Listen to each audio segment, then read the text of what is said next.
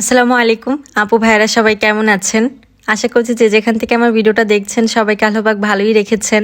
আমরাও আলহামদুলিল্লাহ ভালো আছি। আজকে ভিডিওটা সকাল থেকে শুরু করেছি। সকালের জন্য আজকে আলু ভাজি আর ডাল রান্না করা হয়েছিল। অনেকদিন ধরে আলু ভাজিটা খেতে ইচ্ছা করছিল, তার জন্য আজকে বলেছিলাম ভাবিকে আলু ভাজি করতে। আমরা ঘুম থাকতে থাকতেই ভাবি দুইটা আইটেম রান্না করে ফেলেছে। আর এখন দুপুরের জন্য রান্না বান্না করা হবে। দুপুরের জন্য মাছ ভুনা করবো আর একটা ভাজি করব। তো মাছ ভুনা করার জন্য মশলাটা ভালো করে কষিয়ে নিয়েছি আর এরপরে পানি দিয়ে দিয়েছি। আজকে মাছটা কাঁচা রান্না করব না, এই কারণে আগে থেকে ভেজে নিয়েছি। আর মাছের সাথে দুইটা টমেটো ফালি করে কেটে ওটাও ভেজে নিয়েছি। তারপরে মশলা কষিয়ে মাছ আর টমেটো দিয়ে দিয়েছি আর পানিটা ভালো করে শুকানো পর্যন্ত রান্না করে নিয়েছি। আর লাস্টে একটু ধনিয়া পাতা দিয়ে একটু নেড়ে ছেড়ে এখন নামিয়ে ফেলবো। তো মাছ ভুনা কিন্তু শেষ রান্না করা। আর এখন একটা ভাজি রান্না করব। এই ভাজিটা শীতের দিনে নীলা আমাকে খাইয়েছিল, তো সেরকম একটু খেতে মন চেয়েছে, এই কারণে আজকে সেভাবেই রান্না করার চেষ্টা করব। তবে শীতের সবজিগুলো দিয়ে রান্না করে খেতে বেশি মজা লাগে। শীতের সবজিগুলো যেহেতু এখন পাওয়া যাবে না, এই কারণে বাসায় যে সবজিগুলো ছিল সেগুলো দিয়ে আমি আজকে ভাজিটা তৈরি করব। ভাজির জন্য আমি আগে পেঁয়াজ আর মরিচটা হালকা লাল লাল করে ভেজে উঠিয়ে রেখেছি। আর এখন আলু আর গাজরটা একটু কিউব কিউব করে কেটে নিয়েছিলাম, সেটাই এখন লবণ আর হলুদ দিয়ে একটু ভেজে নিচ্ছি। হলুদটা না দিলেও চলতো, তবে কালারটা যদি একটু ভালো আসে এই কারণে হলুদ দিয়েছি। আর এখন পানি দিয়ে একটু সিদ্ধ করে নিব। শীতের সময় যে সবজিগুলো পাওয়া যায় ফুলকপি, বাঁধাকপি, এগুলো দিয়ে রান্না করে খেতে কিন্তু খুব মজা লাগে। এছাড়া মিষ্টি কুমড়া দিয়ে এই ভাজিটা খেতে ভালো লাগে। আবার আলুর বদলে পেঁপেও দেওয়া যায়, মানে যার যেরকম ইচ্ছা 3-4 রকমের সবজি দিয়ে রান্না করা যায়। তবে এখানে সবচেয়ে ইম্পর্টেন্ট জিনিসটা ম্যাজিক মশলাটা, মানে ম্যাগি স্বাদে ম্যাজিক যে মশলাটা পাওয়া যায় সেটা।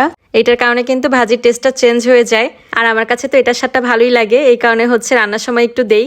আপনারা যদি এটা দিয়ে কেউ খেয়ে থাকেন তাহলে কেমন লাগে আমাকে কমেন্ট করে জানাতে পারেন। আর যদি কেউ না খেয়ে থাকেন তাহলে একবার ট্রাই করতে পারেন। ভাজিটা সিদ্ধ হয়ে আসার পরে কিন্তু আমি একটু পেঁয়াজ বেরেস্তা দিয়ে দিয়েছি। তো ভাজিটা আমার করা শেষ। আর আজকের মতো দুপুরের জন্য রান্নাবান্নাও শেষ। দুপুরে আর কিছু রান্না করব না। তো আপনাদের সাথে একটা পার্সেল শেয়ার করি। পার্সেলটা অনেকদিন আগে এসেছে। মাইবিন মাহিরার জন্য কিছু ড্রেস অর্ডার করেছিলাম, তো সেটাই দিয়েছে। আমি সময়ের অভাবে আসলে খুলে দেখতে পারছিলাম না। তো আজকে যেহেতু হাতে একটু সময় আছে, তো ভাবলাম সবগুলো একটু খুলে দেখি ঠিকঠাক মতো এসেছে কিনা। তো মাহিরার জন্য কিছু ফ্রক নিয়েছি। ফ্রকগুলো কিন্তু খুবই সুন্দর হয়েছে। মাহিরার বাসার পরা ড্রেসগুলো একদম ছোট হয়ে যাচ্ছিল, এই কারণে ভাবলাম যে কিছু ফ্রক অর্ডার করি। তো একটা পেজ থেকে কিছু ফ্রক দেখে আমার খুব বেশি পছন্দ হয়ে যায়, তো যার কারণে অর্ডার করে দেই।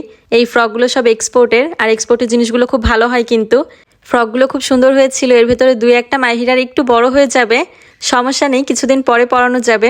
এই ফ্রকটা কিন্তু খুবই সুন্দর ছিল, কটন কাপড়ের ভেতরে আর খুব সফট। তো বাসায় পরার জন্য মাইবিনের জন্য কিছু প্যান্ট আর গেঞ্জি নিয়েছি। এইসব তো মার্কেটে গেলেই পাওয়া যায়, কিন্তু আমার আসলে মার্কেটে যাওয়ার তেমন একটা সুযোগ হয় না, এই কারণে টুকটাক যাই কিনি না কেন সব অনলাইন থেকেই কিনতে হয়। মার্কেট থেকে নিলে আর কি ভালো করে দেখে শুনে কালার চয়েস করে নেওয়া যায়, কিন্তু অনলাইনে অত ভালো করে বোঝানো যায় না। আমি শুধু পেজের ওনার আপুটাকে বলেছিলাম যে আপু আপনার চয়েস মতো গেঞ্জি আর প্যান্ট দিয়ে দিবেন, কারণ আমি আসলে ভিডিও দেখে অত বেশি ভালো করে চয়েস করতে পারছিলাম না। তবে আপু যা দিয়েছে সবগুলোই খুব সুন্দর হয়েছে। বাচ্চারা তো অনেক বেশি ড্রেস নোংরা করে, এই কারণে ওদের জামা কাপড়ও বেশি দরকার হয়। তো বিকালবেলা মাইবিনোর বাবার সাথে বাহিরে গিয়েছিল। তার তো আজকাল আইসক্রিমের প্রতি খুব নেশা হয়েছে। বাহিরে গেলেই সে আইসক্রিম নিয়ে আসে। আমুর জন্য নিয়ে আসছো? তুমি কি খাও মা? বাবা ললিপপ খাচ্ছ?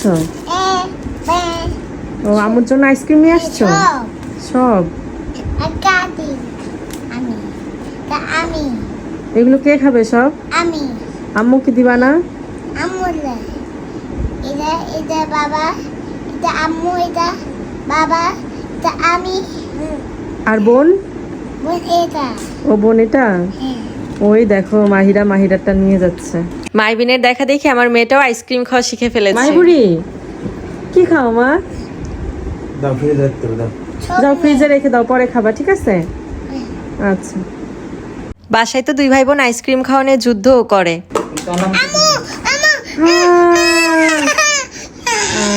মাহিবুড়ি না বাবা, তুমি ললিপপ খাও, আইসক্রিম খায় না বাবা। শুরু হয়ে গেল। আজকে ভিডিওটা এখানেই শেষ করে দিচ্ছি। সবাই ভালো থাকবেন, আল্লাহ হাফেজ।